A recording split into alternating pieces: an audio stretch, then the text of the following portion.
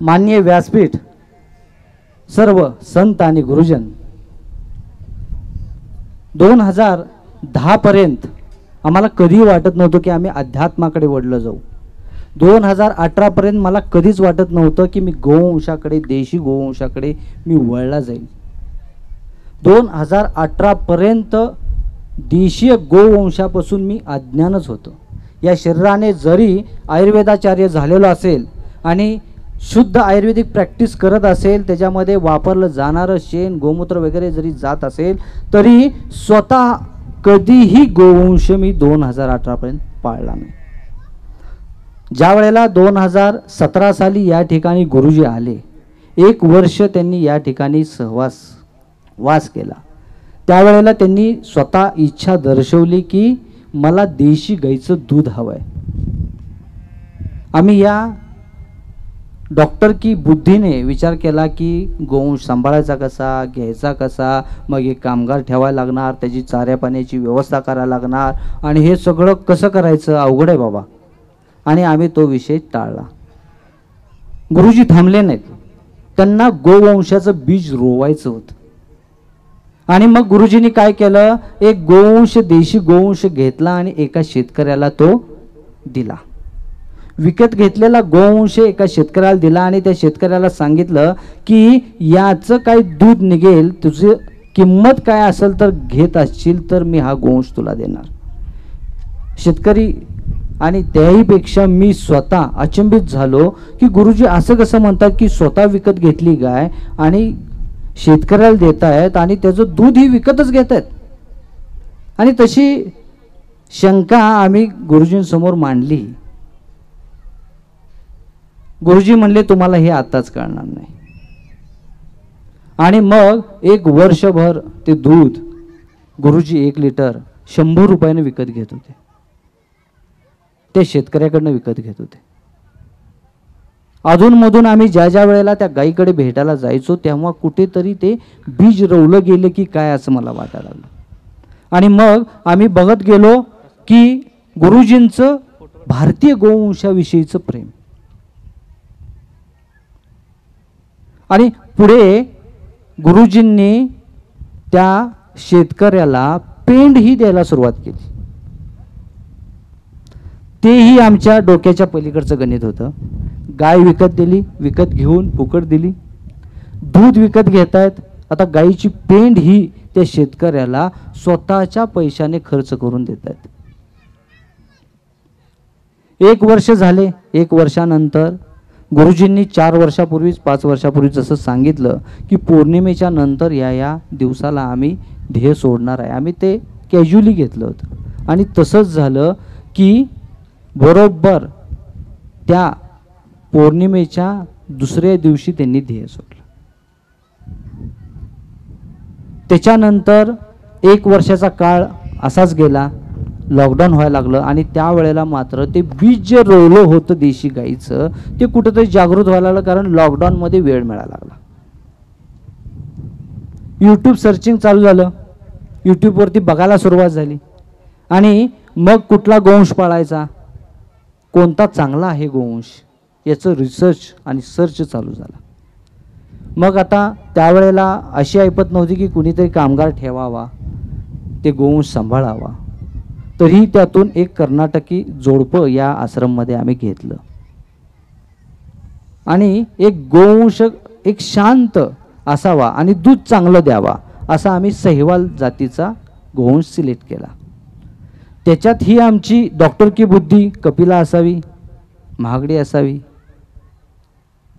कपिलाचे गुण शास्त्रामध्ये प्रचंड सांगितलेले आहेत आणि त्या पद्धतीनं आम्ही ती कपिला गाय घेतली.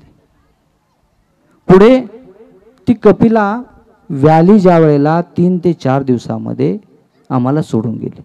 तिच्या स्वागतासाठी कमीत कमी 200 लोक होती. आणि ज्या वेळेला तिनं ध्येय सोडला त्यावेळेला 500 लोक होती. त्या 2 महिन्याच्या काळात इतक्या लोकांना त्या गोवंशानं लळा लावला. आता ते पिल्लू झालंय, ते सांभाळायचं कसं अक्कल नाही. ते जोडपं घेतलं होतं कर्नाटकी, त्यांनाही त्या गोवंशाबद्दल किंवा देशी गोवंश कसा पाळायचा असतो हे माहीत नाही किंवा त्याच्यात त्यांना इंटरेस्ट नव्हता. आणि हे तिसऱ्या चौथ्या दिवशी आपली आई सोडणार की काय हे जन्मताच त्या पिल्ल्याला माहीत होतं की काय, की तिनं जन्मताच आईचं थान धरलंच नाही. आम्ही 7-7 लोक प्रयत्न करत होतो की तिच्या तोंडात ते थान द्यायचं, पिळायचं, पण तिनं ते थान धरलं नाही.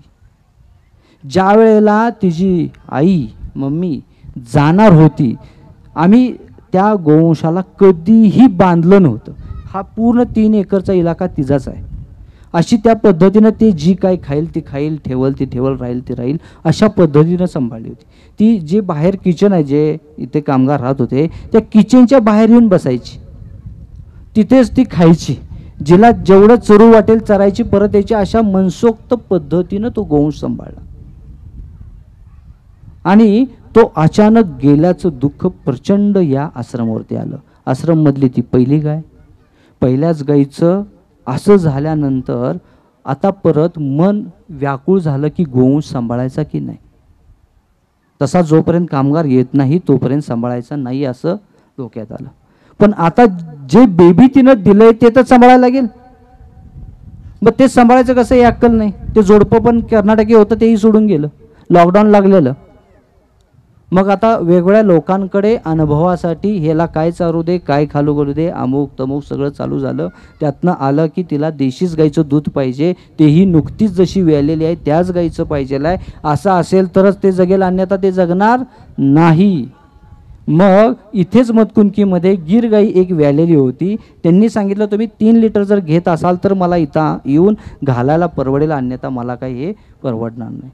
आता ते पिल्लू किती पितं हे आम्हाला माहीत नाही. 3 लिटर दूध चालू केलं आणि दूध चालू केल्यानंतर मग मात्र की तिला पाजायचं कसं, तिला ठसका लागायचा. ती 1 महिन्यापर्यंत जागची उठली नाही. तिला ऊब पाहिजे, कारण ऐन दिवाळीत तिची मम्मी व्याली होती. तर ते ऊब कळत नाही म्हणून आम्ही नवरा बायको बाळासारखं दोघांच्या मध्ये घेऊन झोपायला लागलो. तिनं पहिल्याच दिवशी आपल्या बाळाप्रमाणे कार्यक्रम केला, सगळे बोलले आम्ही. मग आता तिला सेपरेट ठेवायला लागलो. तिच्या खाली पोतं, वर पोतं, त्याच्यावरती घोंगडी, अस्सल तुमच्या त्या लोकरीची खास ऊब लागावी म्हणून घेतली. आणि गंमत अशी की ज्या दिवशी तिला आमच्या बाजूपासून दूर ठेवलं त्या दिवशी रात्री तिनं शू सुद्धा केली नाही. 1 महिना हा कार्यक्रम चालला. रोज तिला बाहेर आणायचं बेडरूममधनं. इथंच आम्ही राहायला आलो होतो लॉकडाऊनच्या काळामध्ये. तिला उन्हात ठेवायचं, परत आत न्यायचं, परत ठेवायचं. हा कार्यक्रम चालू झाला. 1 महिन्यापर्यंत तिनं पाय काही धरले नाही. डॉक्टर 2-3 झाले, त्यांनी कॅल्शियम वगैरे दिलं, पण काही फार्मर जे अनुभवी होते त्यांचे उपकार मी आज मानेन की त्यांनी सांगितलं की त्याला इंजेक्शन मात्र टोचू नका, अन्यथा ते जगूच शकणार नाही. डॉक्टरांनी शिफारस तशी केली होती, परंतु आम्ही ते केलं नाही. मग टॉनिक द्यायचं का, तर टॉनिक किती द्यायचं, काय द्यायचं, डॉक्टरांनी सरी सांगितलं तरी मन होईना झालं की ते केमिकल द्यावं म्हणून. कारण आम्ही स्वतः गेले 5 वर्षापासून कोणताही भाजीपाला बाजारात जाऊन आणत नाही, कोणतंही केमिकल या क्षेत्रामध्ये आम्ही टाकत नाही. इवन गवत फवारणीचं सुद्धा आम्ही औषध या ठिकाणी वापरत नाही. अशा टाईपचं भोजन करत असताना आपल्या या आश्रममध्ये आलेलं पहिलं बाळ जे आहे त्याला केमिकल कसं चारायचं, आणि मग तोही विषय कॅन्सल झाला. कॅल्शियमचा अभाव असणार, त्यामुळे साहजिक आहे त्यांच्या त्या सांध्यामध्ये ताकद नाही, हाडांमध्ये ताकद नाही, आणि ते वाढणार कसं. हळूहळू हळूहळू मग ते 1.5 महिन्यानंतर 2 महिन्यानंतर चालायला सुरुवात झाली. मनात विषय आला की परत आता हे गोवंश सांभाळायला लागणार आहे आपल्याला. जसं एक आई एका मुलाचं संगोपन आईपणानं करू शकते, तसं जगातली कोणतीही स्त्री त्या मुलाचं आईप्रमाणे संगोपन करू शकत नाही. तर हिला आई आणूयात का. मग आता आणखी एक तुम्हाला काळ्याच रंगाची तिथं गाय दिसेल, तिचं नाव गोधा. पहिलीचं नाव होतं राधा. तर ती गोधा आम्ही नाशिकवरून एका डॉक्टरांनी वैतागून झालेली होती. त्यांनी हरियाणावरनं ती गाय आणली होती. आमची पहिली हरियाणावरनंच गाय आणली होती, परंतु गर्भाशय प्रोलॅप्स किंवा युटराईन प्रोलॅप्स झाल्यामुळे त्या 2 महिन्याच्या काळात ती हाल होऊन गेली. आणि ते हालसुद्धा आमच्या हृदय पिळण्यासारखे हाल होते. एका दिवसात 3-3 वेळा तिचं तुमच्या बोलीभाषेत भांडं बाहेर पडत होतं. अशा हालाकीत आम्ही 2.5 महिने इथं आज डिलिव्हरी होईल, उद्या डिलिव्हरी होईल, या हिशोबानं आम्ही इथं राहायला आलो होतो. की त्यांनी सांगितलं होतं की 8.5 महिने पूर्ण झालेत, फार फार तर 15 दिवस घेईल. तर तिथून ज्या वेळेला तिचं भांडं बाहेर पडलं, 2.5 महिन्यानं ती आली. तिच्या पाठीमागं मग ते चढ करा, अमुक करा, तमुक करा, बांधा, हे करा, काही नाना प्रकार, कमीत कमी 48 ते 50 प्रकार सर्व केलेले होते.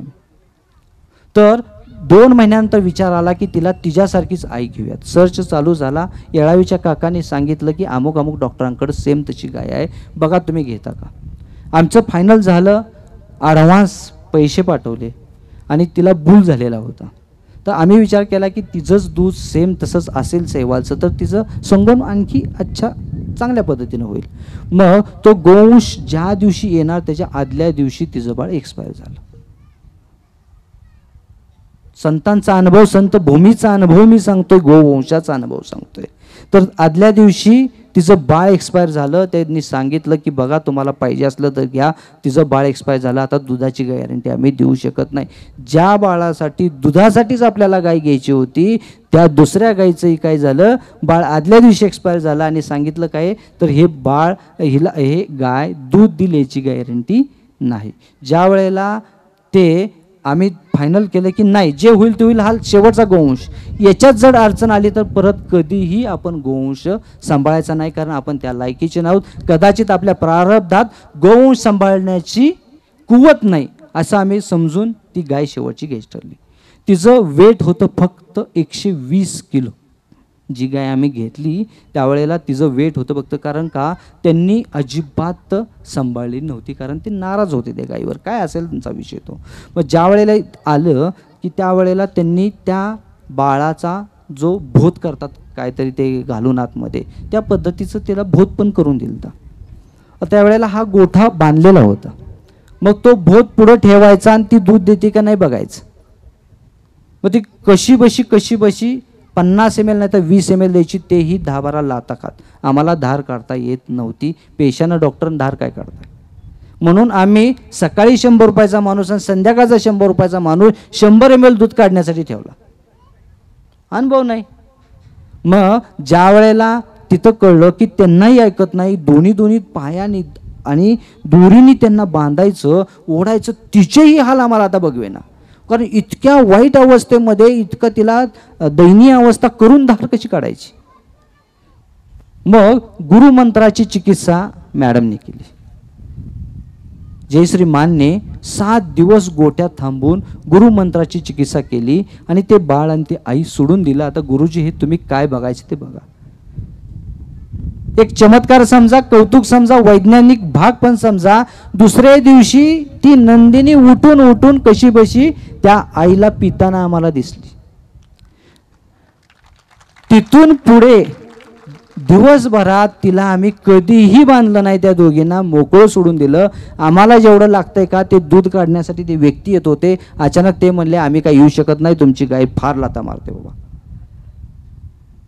आम्ही कधीही थानाला हात न लावणारे नवर बायको एका लांब पाय करून लांबून 5 फुटावरनं काढावी, अशी लांबून झोपून जाड काढावी काय, तर तिचा फटका बसू नये म्हणून. तर तिनं त्या पहिल्या फटक्याला काय आम्हाला फटका दिला नाही. तर आम्ही धार काढायला सुरुवात केली आणि द्यायला सुरुवात केली.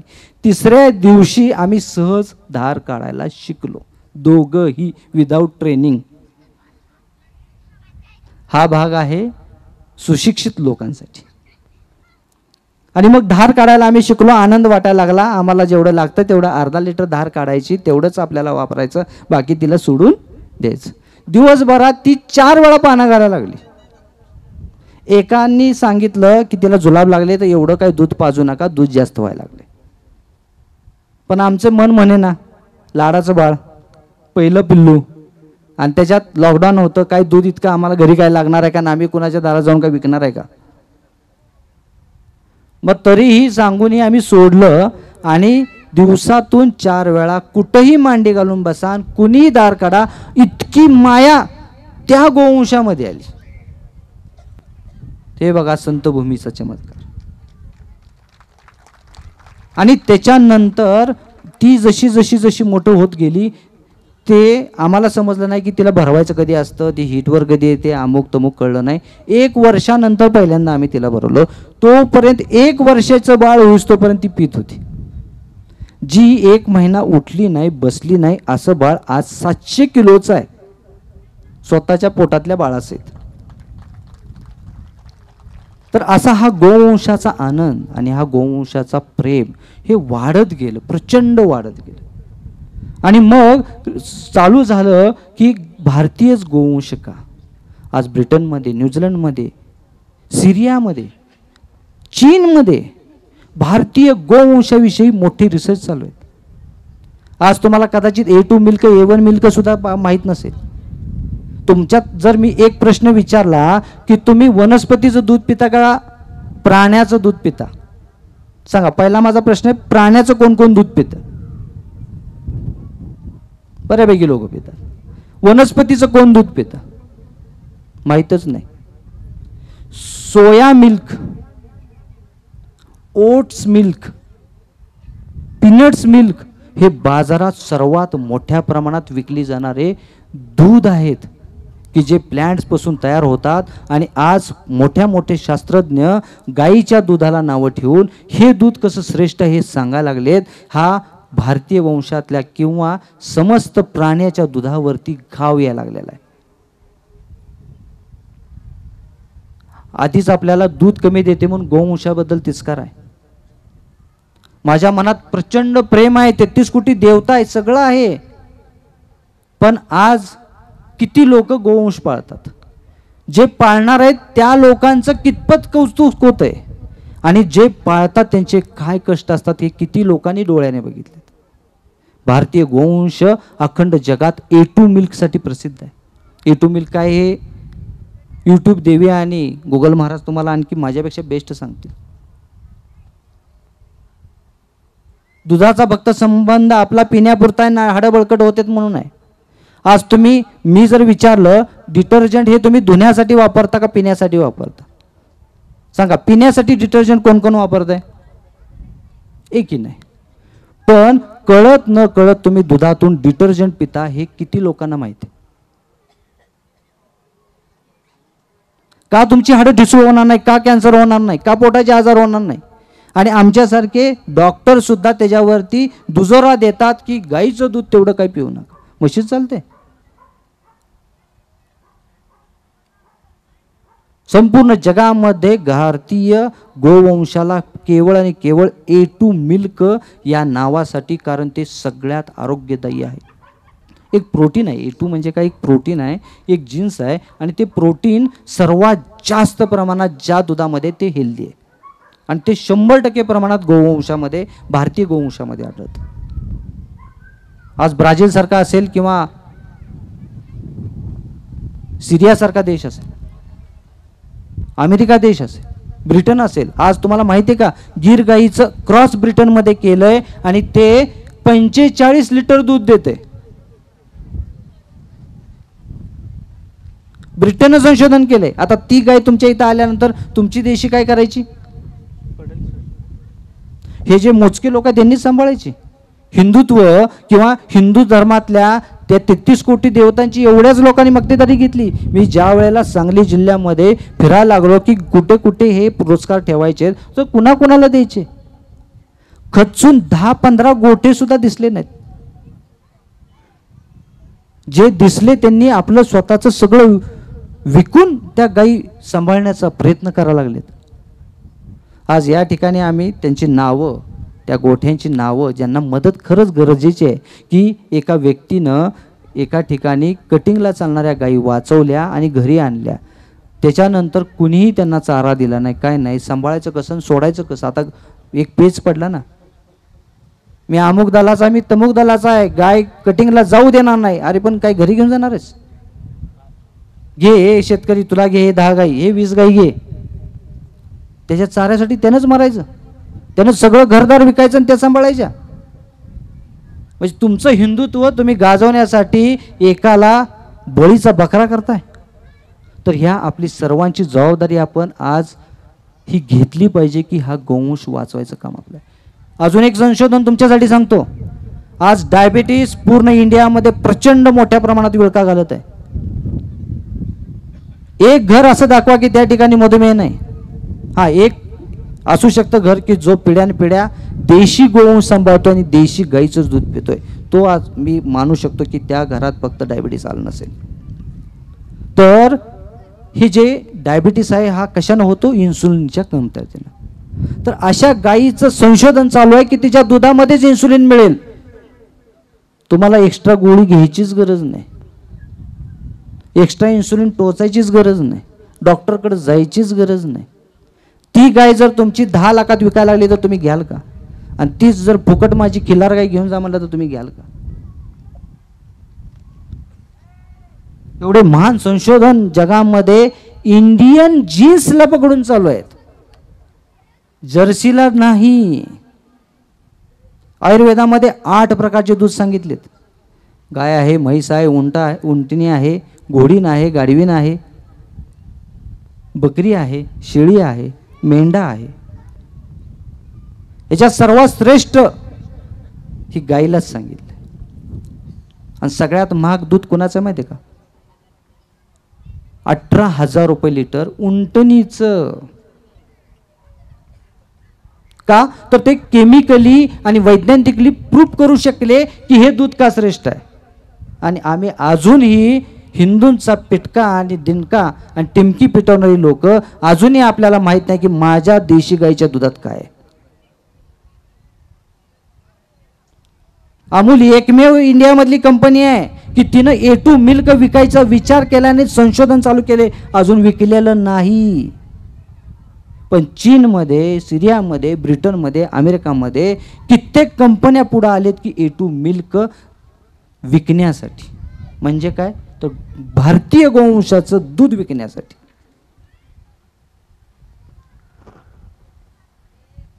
आणि त्यांची जर्सी प्रेमानं आपण सांभाळतो. गावागावात हिंडा, कुठल्या काही मोकाट फिरलेला दिसता तो? माझी भाकड झालेली गीर, माझी भाकड झालेली खिलार. आणि जपताय कुणाला? की जी विष तुम्हाला द्यायचा प्रयत्न करते सदैव. एक तर जर्शी मला दाखवा बाहेर बोकाट फिरते. पण ही जबाबदारी कुणाची आहे हा मोठा प्रश्न आहे. मी 2च वर्ष झालं या क्षेत्रामध्ये आलोय, गोवंशाबद्दल प्रेम झालोय, परंतु या 2 वर्षामध्ये मी स्वतः गायीवरती प्रचंड रिसर्च केले. आज पुंगनूर गाय मी जी घेतली त्याच्या पुंगनूरचा उद्देश होता की त्याच्यामध्ये एक जीन्स मला आढळलेत, एक केमिकल मला आढळलं, एक प्रोटीन मला आढळलंय की ते अँटी कॅन्सर म्हणून सगळ्या गोवंशापेक्षा जास्त प्रभावी काम करते. तर ते जीन्स त्या पद्धतीचे करण्यासाठी सुद्धा कुठलाही चारा टाकून उपयोग नाही. मी एक गाय घेतली कल्याणी सैवाल देशीच, पण ज्या वेळेला मी तिचं चेकअप केलं तर जर्सी आणि तिच्यामध्ये एक काळी मात्र फरक नाही असा दुधाची अवस्था होती.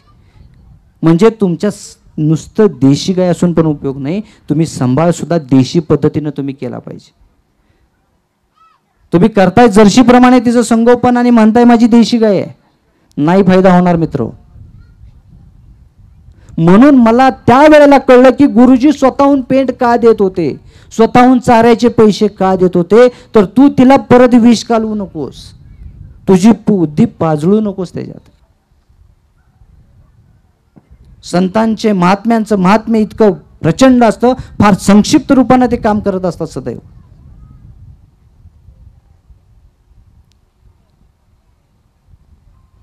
आईस्क्रीम कोणाकोणाला आवडतं? एवढ्या सिरियस विचारात एवढा काही नाजूक विषय विचारलाय आणि कुणाला आवडत नाही. पण आईस्क्रीम मध्ये सोया दूध वापरतात आणि सगळ्यात जास्त विक्री महागामध्ये आज दुधाच्या 64 प्रमाणात आईस्क्रीमचा बिझनेस संपूर्ण जगभरात आहे. कुठे गेली हो तुमची देशी गाय? कुठे विकणार आहे तुम्ही दूध? माझ्या गाईला दूध कमी निघतंय म्हणून माझा रेट आहे 100 रुपये. जर्सीचा किती आहे? 35, 40, 50. माझा किस्सा गरम असेल, माझं प्रेम गोवंशावर असेल तर मी तुमचा गिराईक, अन्यथा डेअरी जिंदाबाद. सगळ्या जगाचं होईल तसं माझं होईल, कारण आत्ता सध्या माझा किस्सा गरम नाही ना. म्हणून प्रिय मित्र हो, की गोवंशाचा जो रेट आहे तो सुद्धा सांभाळण्यात. जसं आता मी पुंगनुरू घेतली, पुंगनुरू ही लास्ट 750 ml ते 1 लिटर दूध देते, पण माझ्याकडे माझ्या संगोपनानुसार ती एका वेळेला 2 लिटर म्हणजे एक गाय माझी 4 लिटर दूध देते, आणि ती वजनानं फक्त 100 ते 125 किलो वजनाची आहे, तर फक्त 2.5 फुटाची. आपली खिल्लार किती उंच असते हो, देते का हो एवढे दूध? मग संगोपनात सुद्धा काहीतरी चुकते, याचा अभ्यास करणं गरजेचं आहे. हे महात्मे या ठिकाणी लाभले, या बोलायसारखं खूप आहे. गोवंशावरचं प्रेम जर दाखवायचं म्हणलं ना तर ते दाखवता पण येणार नाही. गुरूंनी हे बीज आमच्यात रोवलं आणि ते आम्हाला पुढं राहण्याची प्रेरणा सदैव ते देत गेले. असं गुरूंच्यासाठी एक भजन फार सुंदर एकनाथ महाराजांनी आपल्या गुरूंचं इतकं सुंदर वर्णन केलेलं आहे. गुरु हा संत कुडीचा राजा, इतकं सुंदर भजन आहे, ते घेऊयात. आणि एवढं मी बोलून फार बोलण्यासारखं आहे, पण मान्यवरांचं महत्त्वाचं आपण जे आतुरलेलं आहे मान्यवरांनी बोलावं, ज्यांनी 35-30 वर्ष ह्या गोवंशासाठीच घालवले.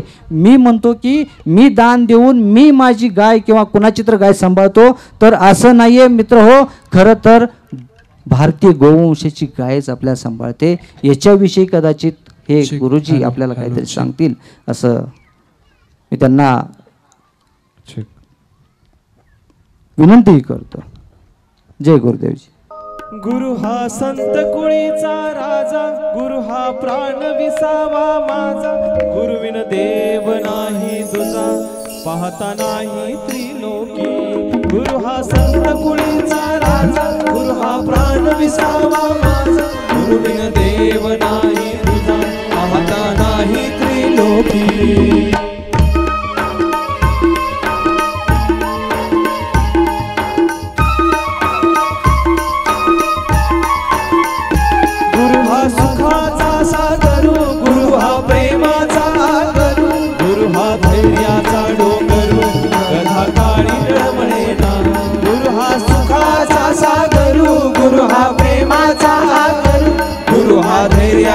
डोंगरू कला काही डळमळेना.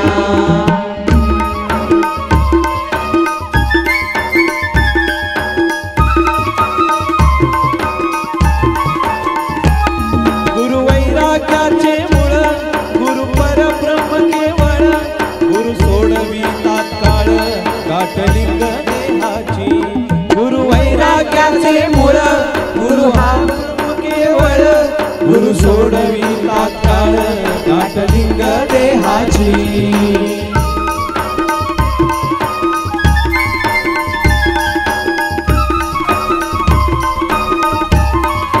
गुरु हा सुखाचा सागुरु म्हणतात. गुरु केल्याशिवाय आणि त्यांच्या प्रेमात पडल्याशिवाय आणि गुरुची सेवा एकदा जरी घडल्याशिवाय तो आनंद मिळत नाही बरं का. लांबून गुरु दिसतायत आणि पाया पडतो एवढ्यात गुरुचं प्रेम नाही लाभत. त्यांची सेवा आणि त्यांच्या विचारांना धरून पुढे जाण्याचा जो मार्ग आहे तो उत्स्फूर्तपणे केला तर तो आनंद मिळतो. वा. म्हणून ज्याच्या जीवनात नाही गुरु, ज्याच्या जीवनात नाही गुरु त्याचं जीवन नाही सुरू. गुरुदेव दत्त गुरुदेव भव. गुरु खाली ज्ञानांजन, गुरु दाखवी निज धन, गुरु सौभाग्य देऊन साधु बोधनांदवी. गुरु खाली ज्ञानांजन, गुरु दाखवी निज धन, गुरु सौभाग्य देऊन साधु बोधनांदवी. गुरु दाखवी निज धन. निज धन काय हो, बाहेर सगळं आहे ना, प्रॉपर्टी आहे, पैसा आहे, बँक बॅलन्स आहे, एवढी आहे, कार आहे, बाहेर सगळं वैभव दिसतंय, पण आतलं वैभव हे आणि काय वेगळंच ते गुरुशिवाय नाही समजत. गुरु मुक्तीचे मंडन, गुरु दृष्टांचे दंडन, गुरु पापांचे खंडन,